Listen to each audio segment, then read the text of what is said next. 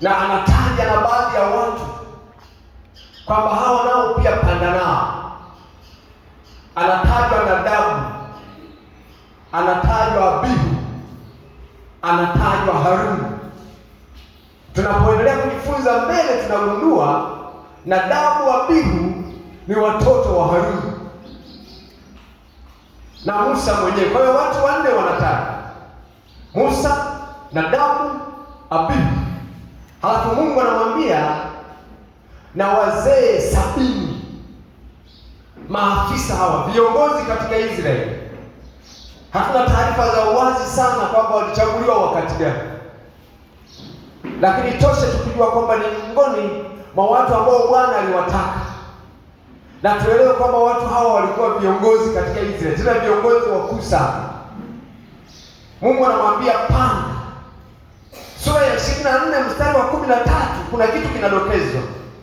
Miongoni mwa watu waliopanda kule mlimani tunaambiwa na Yoshua alikuwepo. Yoshua hakuwa ametajwa tangu mwanzo. Yeye alionekana tu kama mtumishi wa Musa wa karibu, ambaye Musa alienda naye pengine kwa ajili ya majukumu ambayo yangejitokeza pale. Atukuzwe Mungu kwamba alimrudia. Jamani, haleluya! Wanapofika kule mlimani, maandiko yanatuambia jambo la kupendeza na kwa kweli kama la kushangaza pia. Anasema wala Mungu hakuweka mkono juu yao, lakini walimuona Mungu. Mungu alitengeneza mazingira na kuwa na umbo ambalo mwanadamu angemuona asipate madhara. Wakitheolojia wanaita hicho kitendo theofa. Ni Mungu kujifunua kwa mwanadamu katika namna ambayo hataathirika, kwa sababu Mungu kwa asili yake kama alivyo kabisa kabisa, ama mwanangu, ukisema umuone hautaamka. Mwalimu wangu mmoja kaniambia utayeyuka kwa jinsi alivyo.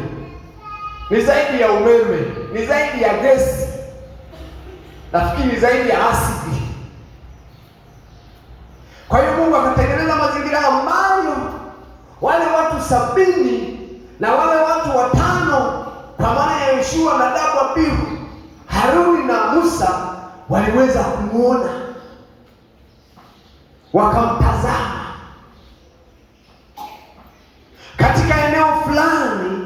Mungu anamwambia hao wazee wakae hapo, au uliopanda nao, lakini wewe sogea mbele kidogo ili kwamba uweze kuniona. Nataka niseme hivi kwamba watu wa Mungu, ni katika mwito huu, ni katika kupanda huku, awamu hii ya kupanda ya Musa, ndiyo ambayo Mungu alimpa Musa sheria, zile mbao 2 za mawe, na ndizo zenye maagizo mengi sana. Wakati naendelea kujifunza pale, nikagundua kitu kimoja. Ziko sura nyingi ambazo Mungu amemwita Musa na kumwagiza, lakini Kutoka 24 mpaka 32 ina maagizo makubwa. Ni kama Mungu anatoa maagizo ya kuwabadilisha, anafanya transformation ya mioyo ya watu hao. Jamani, amen.